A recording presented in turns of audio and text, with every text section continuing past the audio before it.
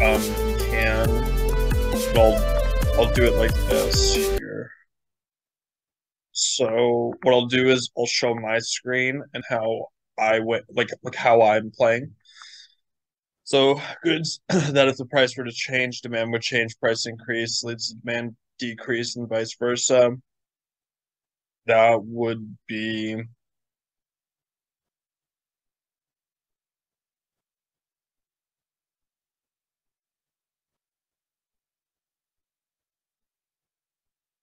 lots of goods.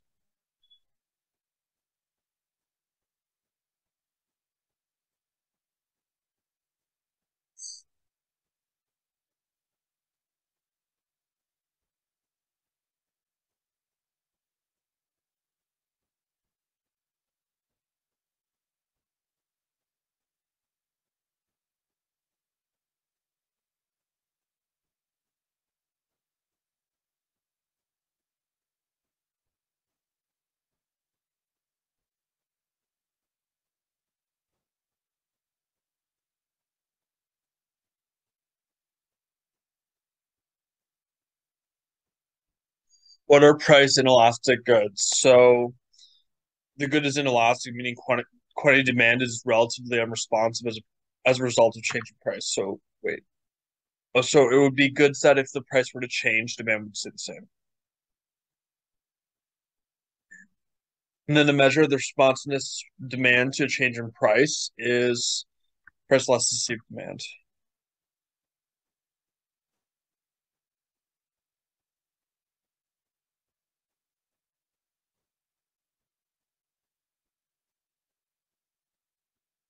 Hmm. And the firm raises the price, quantity sold will fall. This will reduce total revenue. So that is, yeah. So necessity is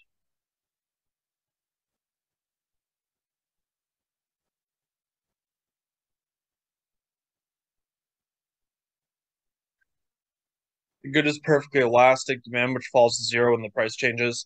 Any price increase causes demand to fall to zero. Price cuts create more demand than the firm can cope with. So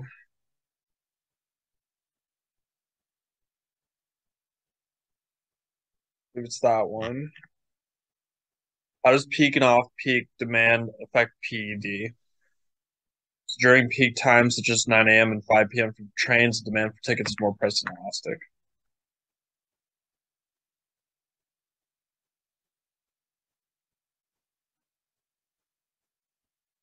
The more close substitutes there are in the market, the more elastic demand is because customers make it easy to switch. So, uh, this one.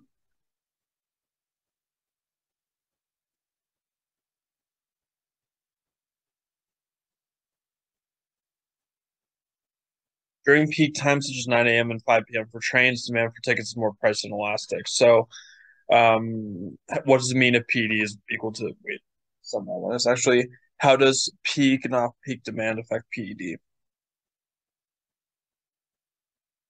Necessary goods will have a relatively inelastic demand because even if price changes, there's still a need and demand for it is as opposed to luxury goods that are elastic. So, um, so how does necessity affect PED? Which good has a PED of 1.2? Elastic good. Goods that if the price were to change, demand would stay the same. So, what are price and elastic goods? Or examples of some elastic goods. The firm raises price, quantity sold will fall. This will reduce total revenue. Wait. So it would just be chocolate bar in this case. The good is elastic, that is very responsive to change of price. Price changes lead to a bigger change in quantity demanded. So what does it mean if PED is more than one?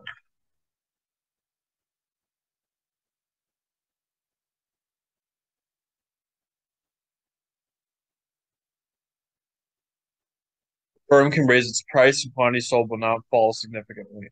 This will increase total revenue.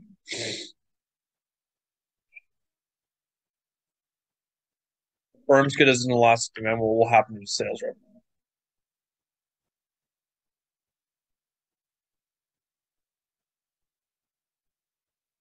If a firm's good has elastic demand, what does it mean for sales revenue?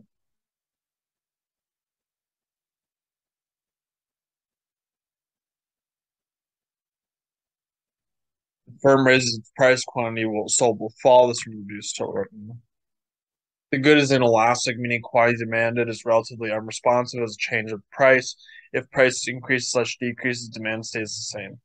So, what does it mean if PD is less than 1? What does it mean if PD is equal to infinity?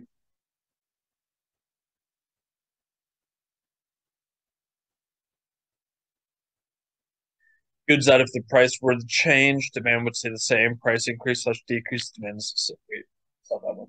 It's the good is perfectly elastic. Demand which falls to zero when price changes. Any price increases cause demand falls to zero. Price cuts create more demand than the firm can cope with.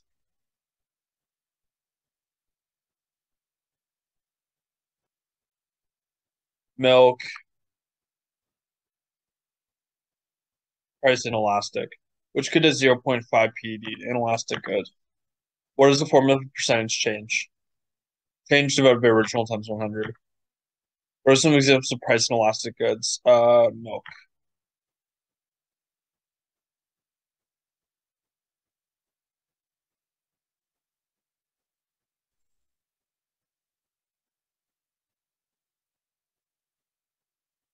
If firm's good has an inelastic demand, what means to their sales revenue?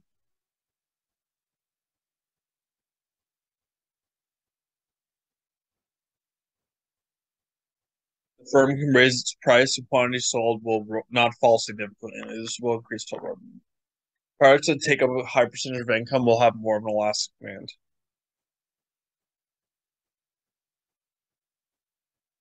So that would be how does the portion of income spent on the good affect PED? Inelastic good, what good has a 0.5 PED? How does habitual consumption affect PED?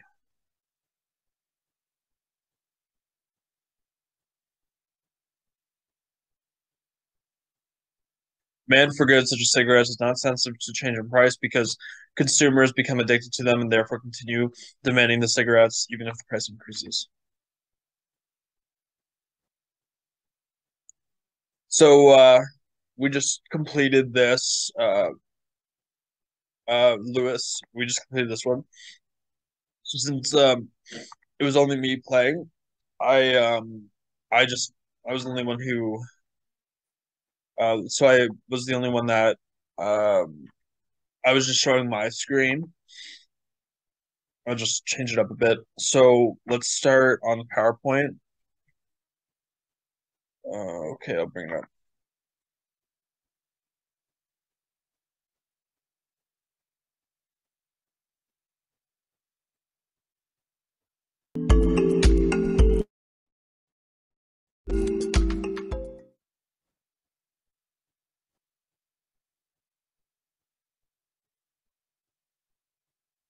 Okay, so we'll start on this.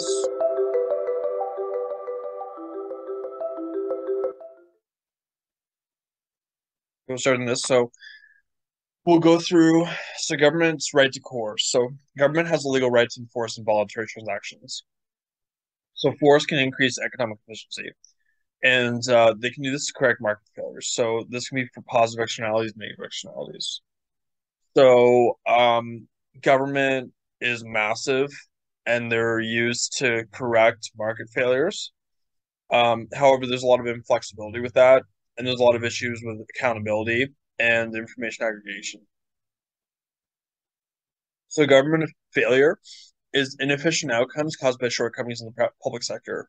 So government can put their own interests ahead of voter interests, and then they can put the interests of minority of voters ahead of those of the majority of voters. So that happens through a lot of lobbying. So certain groups, like for example, teacher unions, they lobby for higher salaries and better benefits for teachers. So like teacher unions, they lobby, negotiate with politicians for better salaries and benefits for teachers. And they're very successful with it. So they are very successful with this. They are likely the best negotiators. So they one of the best negotiating positions is striking. One of the best negotiation positions is striking. So if you strike, the people that need your services will give you what you ask for if they really need your services. So like nurses do this too because they are vital. So striking is a very good bargaining position for them. Like if you stop working, the need is felt because you're not there anymore. So they they can really they can ask for a lot when they strike. So that's a good bargaining position. Also, take it or leave it.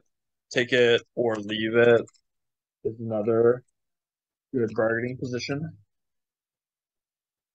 So, saying like, let's say I am asking for $60,000 per year, and then uh, just take it or leave it.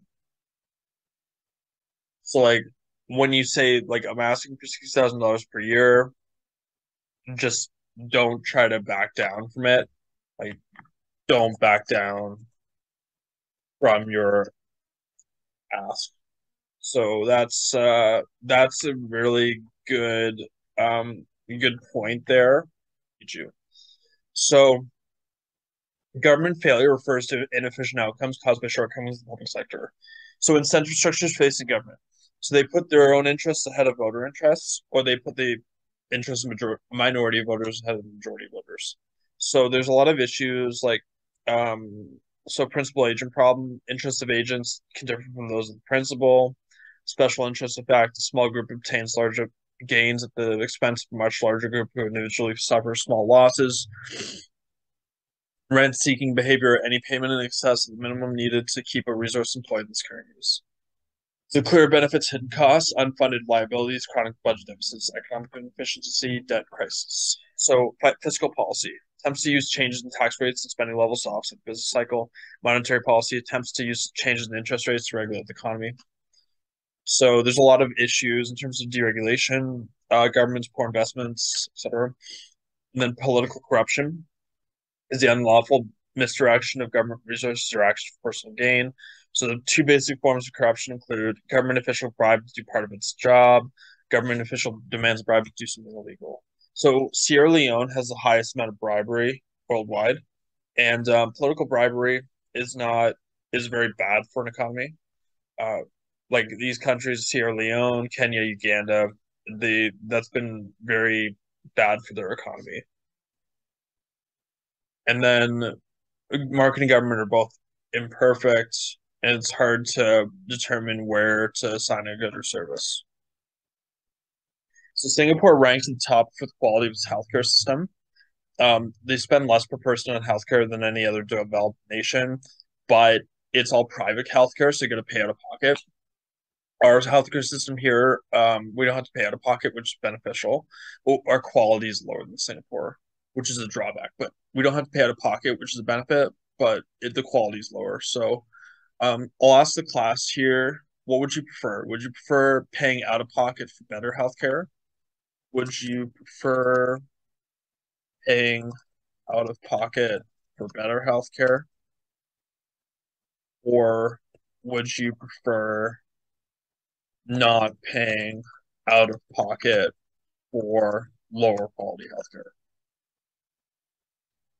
So, in my opinion, I'd rather our healthcare system because we're not paying out of pocket, but it's up to you. Like there's very good you can make a case for Singapore's as well because higher quality is good, is better in a lot of cases. Would you like pay out of pocket for higher quality?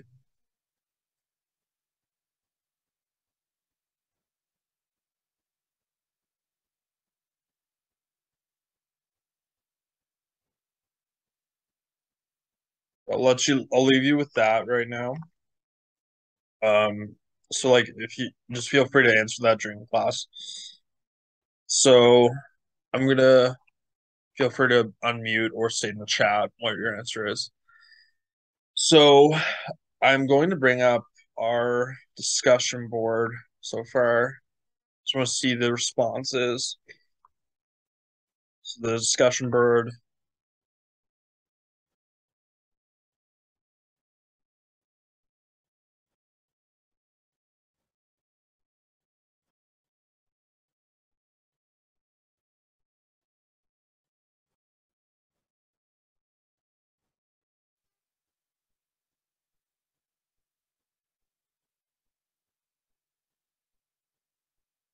So yeah, there's a lot of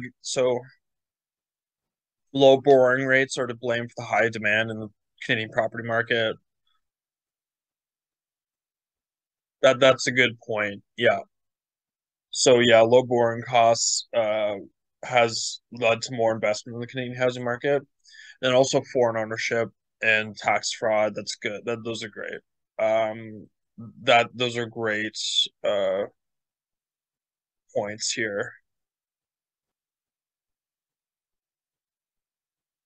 Yeah, that's a good yeah, like it might make more sense to pay out of pocket for better healthcare. Like if the quality is a lot better, then it might be worth it to pay out of pocket. So that's a good point, Lewis. It's great. So this is a great answer to the housing crisis in Canada. That's a very good answer right there. So I'd recommend like look through it.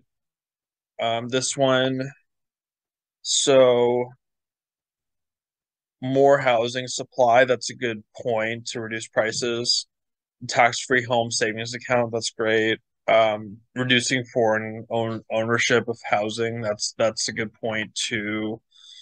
Then also more funds for affordable housing, that's a good point.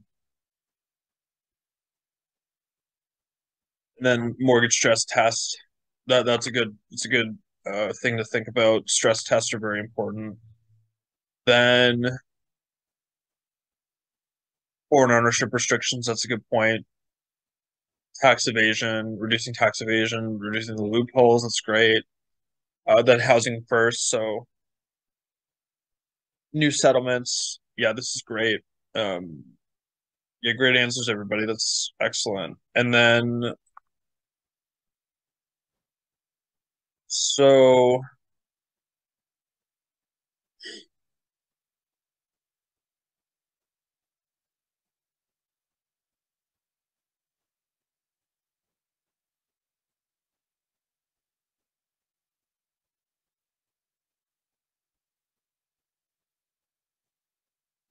so yeah, talking about the low interest rate environment and how it's been inflating the housing bubble. That's a good point there. Then foreign money as well. Talking about the more home construction. Yeah, great answers, everybody. Like very good analysis here. And then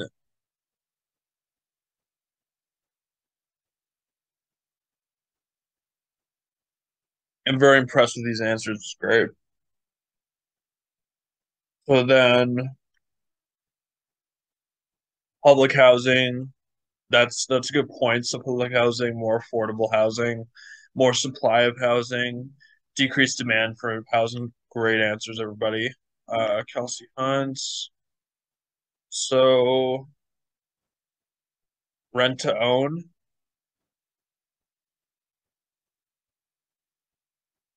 rent control. That's a good point. Rent control is something that they should bring back. Rent ceiling. Yeah, great answers here. More regulations. Decreasing multi-property owners. That's a good point there. Like having less multi-property owners. Like if I think everyone like you don't need more than one home. I think that decreasing multi-property owners is really key. And then urban development. Yeah, great answers, everybody. Awesome work on this. This is great. So yeah, like I think yeah, like I'm very impressed with all the answers. It's great what everyone's done with this. Very impressed with the work on this. So I think the agents are supposed to act on our best interests.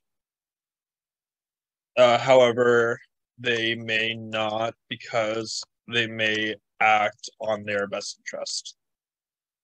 And this does happen. So this would cause a principal agent problem because the agent should be acting on the principal's best interest. So that is why the agent and principal should have the same interests and incentives. So like if they're aligned in information. So like you need to have the same interests, incentives, and information for both the principal and agent. So like that's very important to ensure that there's no principal agent problem. Yeah. So um so for that, so describe how information failures may justify government intervention in some markets. So public choice theory. So the economic analysis of government decision making, politics, elections, majority voting systems. It's difficult to directly discern voter preferences, hinders the ability of government to deliver what the voters want. So voting reveals preferences. Results can be inconsistent and imperfect. So you want to, in order to have an efficient vote, you want to have total benefits greater than total costs to be efficient. So like you want to vote for the people that have total benefits greater than total costs to be efficient. Here. So it's not elasticity. So law of demand, an increase in price causes a decrease in quantity demanded. So elasticity gives a measure of the responsiveness or sensitivity of consumers to price change. So when quantity demanded responds strongly to change in price, demand is elastic. When quantity demanded responds weakly to change in price, demand is inelastic.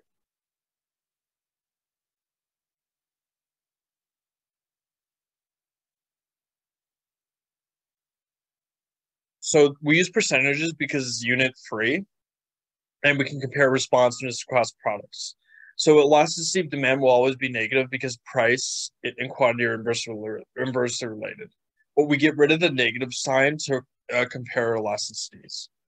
So elasticity. So if we get rid of the negative sign, elasticity of demand greater than one, demand is elastic.